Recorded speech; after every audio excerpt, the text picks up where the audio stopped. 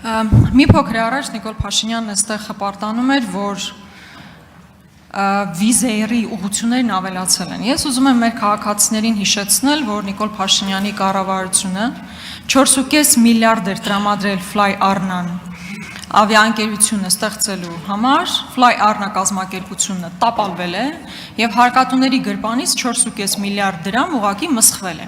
Դա էլ հերիք չէ, Հայաստանի Հանրապետությանը դատի են տվել եւ Air Arabian, որ մաս էր կազմում այս Fly Arna կազմակերպությանը, իրենց պնդմամբ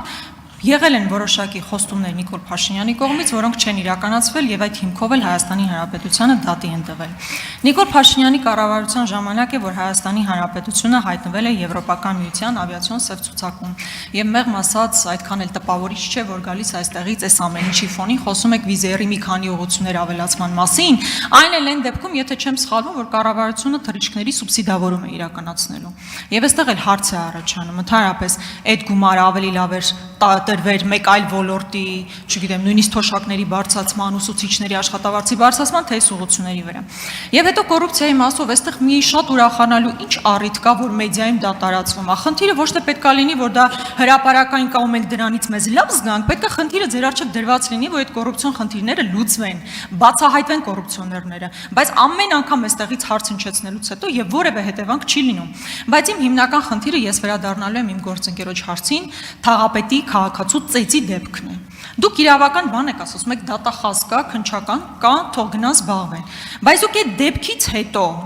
քաղաքական պատասխանատվության որևէ խնդիր չեք տեսնում։ Իրավականն ասում եք, բա քաղաքական պատասխանատվությունը։ Այդ դեպքում ուրեմն դուք նորմալ եք համարում, որ քաղաքական, այսինքն թաղապետը քաղաքացուն ծեծելուց հետո կարող է շարունակել մնալ որպես թաղապետ, բայց այստեղ քաղաքական պատասխանատվության խնդիր դուք այստեղ չեք տեսնում։ Արդյոք կպատասխանի Հայաստանի Հանրապետության վարչապետ Նիկոլ Փաշինյանը։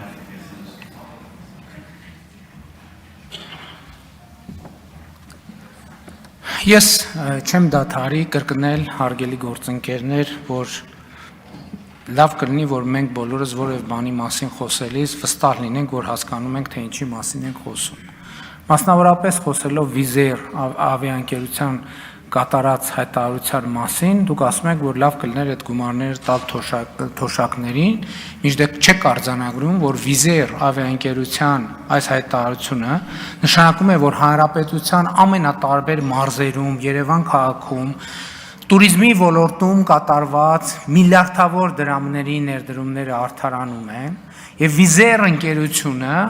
տուրիստ բերող ընկերություն է Հայաստանի Հանրապետություն, որի գործունեության արդյունքում Հայաստանի Հանրապետության պետական բյուջեի եկամուտները աճելու են եւ որի արդյունքում մենք այդ թվում թոշակները մնացած պետական ծախսերը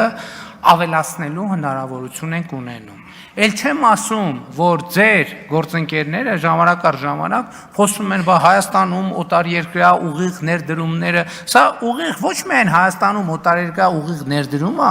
այլև սա միջազգայինորեն այդ ոլորտի ամենահեղինակավոր բրենդի կողմից ազդակա միջազգային հանրությանը, որ Հայաստանը ներդրումներ անելու, տնտեսական գործունեություն ծավալելու շատ լավ տեղ է։ Երկրորդը անիվի հետ կապված, այո, ես չեմ դադարի ասել եւ պնդում եմ, որ այո, մենք բոլոր հնարավոր եւ անհնար միջոցները ձեռնարկել ենք եւ ձեռնարկում ենք, որպեսզի Հայաստանի Հանրապետության քաղաքացիների համար ճամփորդելու այլ ընտրանքային եւ մատչելի եղանակներ ձևավորվեն։ Այդ առավոտի ծիրիկուն խոսում եք բանի մասին։ Առավոտի ծիրիկուն խոսում եք եւ մենք էլ ենք խոսում գների թանկացման մասին։ Դե եկեք գնանք նայենք Հայաստանում ավիատոմսերի գների դինամիկան վերջին 10 տարվա ընթացքում։ Բա այդ քաղաքացու գրպանի, չի։ Դուք ասում եք 4.2 միլիարդ դրամ տվել է Փաշինյանի կառավարությունը պետական բյուջեն կրկնապատկվել է եւ 4.2 միլիարդ դոլարի լրացուցիչ եկամուտ է բերել Հայաստանի Հանրապետությանը։ Ապօրինի բռնագանձված գույքերի եւ հարակից մեխանիզմների գործադրման 5 միլիարդ դոլարից ավելի գույք, որ այսօր պետք է մնար տարբեր կոռուպցիոներների գրպանում, այսօր ծառայում է Հայաստանի Հանրապետությանը։ Ինչ վերաբերվում է մնացածին, այդ նաեւ կոռուպցիայի դեմ պայքարը ո՞նց է։ Առաջին կոռուպցիայի դեմ պայքարի կարևորագույն կետերից մեկը կոռուպցիայի վերաբերյալ իրազեկումն է։ Կոռուպցիայի դեպքերի այդ բաները լուսարձակները, որ Հայաստանում այդքան բան են սփռված են կառավարության քաղաքականության շնորհիվ։ Չհասկացա, այդ արդեն ձեզ համար տեն սովորական բան է, հա։ Հայաստանը որևէ ցուցանիշով աշխարհում 34-րդ տեղն է, եւ դա հա ինչ ա եղել որ։ Հա դե բա հա ինչ ա եղել թողելներ։ Ինչ վերաբերվում է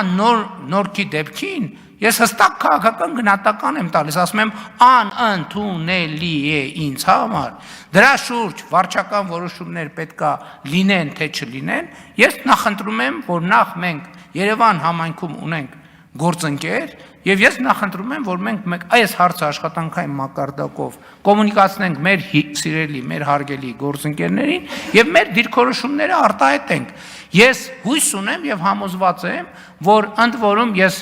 իմանալով նաեւ հանրապետություն կուսակցության արժեհամակարգը, ես համոզված եմ, որ օրինակ եթե մեկը ասի, որ հանրապետություն կուսակցությունը այս նույն ընկալումը չունի, ես կզարմանամ շատ խիստ եւ դրանից պետքա բխեն կոնկրետ հետևանքներ ամենայն հարգանքով բոլորի նկատմամբ։ Ընդ որում, գիտեք ինչ, բոլորս մարդիկ ենք եւ կարող ենք պահի տակ ինքնատիրապետում կորցնել եւ այլն, ես չեմ ուզում որևէ, բայց կա որոշակի կանոն, ի վերջո մենք մարդ լինելուն զուգահեռ քաղաքացի ենք, պաշտոնյա ենք եւ ի վերջո Հայաստանի Հանրապետությունը պետություն է եւ սրանից բխող բոլոր հետևանքներով։ Նախ անկեղծ ես միևնույն է չեմ հասկանում, թե այդտեղ հպարտանալու ինչ կա, որ մեդիաներում ամենօրյա ռեժիմով կոռուպցիոն նոր դեպքեր են արձանագրվում։ Հպարտանալու տեղ պետքա լիներ, երբ որ այդ կոռուպցիոն դեպքերը բացահայտվեին։ Ես չգիտեմ արդեն որ երրորդ անգամ պետքա ասեմ, մի մեղադրյալ քանի անգամ եմ ձեզ հարցրել, մի մեղադրյալ, եթե անիվի գործով չի ներգրավում այս գործի մեջ, հիմա դուք եկել ինչ եք ասում։ Ինչ կոռուպցիայի հետևից գնալ, ինչ բյուջե լցնել կոռուպցիոն այդ նախկին սխեմաների մասով եւ այլն։ Դուք այդ քաղաքական կամքը չունեք ձեր սեփական թիմին պատասխանատվության ենթարկելու։ Դա ուղիղ, պարզ ասեք։ Հետո այդ հպարտանալու բանը, որ այսքան միլիարդով բերել եք, մոռանում եք 7 միլիարդ Պարտք ենք կուտակել միայն ձեր կառավարության ժամանակ ու երբ որ մատը ստանեմ ցույց տամ կոնկրետ ինչի վրա է գնացել չկա անընդհատ նորոգվող վերանորոգվող նույն ճանապարհը տարին 5 անգամ վերանորոգվում եք դրանից ավել ոչ մի ստրատեգիական նշանակության բան չի կառուցվել բայց քաղաքապետի մասով նախ ձեր կոալիցիոն գործընկերը հստակ հայտարարություն է արել եւ այդ տվյալ դեպքը կապել է աշխարհակաղակական տարբեր կենտրոնների դավադրությունների հետ դա է իրենց մոտեցումը ասեք ուրեմն դա էլ նաեւ ձեր մոտեցումն է կրկնում եմ կա քաղաքական պատասխանատվություն, այդ որ գնում եք տարբեր տեղել կրթվելը նորաձև է, արշավ եք իրականացնում։ Բայց այնտեղ մեկը ձեզ չի հարցում, այդ կրթությանը զուգահեռ։ Բա օրը ցերեկով 10 հոգով մի մարդու ծեծում են։ Հետո բերմանա ենթարկում ծեծվողը եւ ոչ թե ծեծողը։ Հետո ծեծվողին եւ նրա գործընկեր Մեսրոբ Մանուկյանի նկատմամբ ավելի ծանր քրեական հոդված է դրվում, քան ծեծողի նկատմամբ։ Բայց այդ ամեն ինչը ձեզ մոտ դիսոնանս որևէ կերպ չի առաջացնում։ Հոմենակ բառեր ասելով չի։ Դատապարտում եք, դատապարտումը հստակ գործողություն պետք է ունենա, թե չպետք է ունենա։ Ուրեմն եթե դուք դահլիճում եք, հստակ լսեցիք ես ինչ ասեցի։ Եթե դահլիճում եք, հստակ լսեցիք ես ինչ ասացի։ Երկրորդը տարածքային կառավարման եւ ենթակառուցվածքների նախարարը հստակ արտահայտվեց։ Եվ դուք ուղիղ սուտ եք ասում, ասելով, որ մենք այն ճանապարհները, որոնք այդ վիճակում են, այդ ճանապարհները չեն ընդունվում, նրանց համար չի վճարվում։ Լավ։ Ավտոն ջարդվում է, դրա համար էլ կան մեխանիզմներ եւ հետևանքներ։ Եվ դա այո, նաեւ նրանից է, որ ես ասում եմ, որ ժողովուրդ ջան, հերիքա ասեք, որ մենք հազարամյակների շինարար ենք, մենք ճամփա սարքել չգիտենք, դպրոց սարքել չգիտենք, շենք սարքել չգիտենք։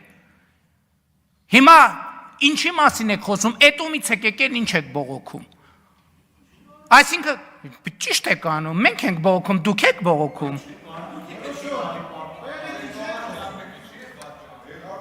Երկրորդը ասում եմ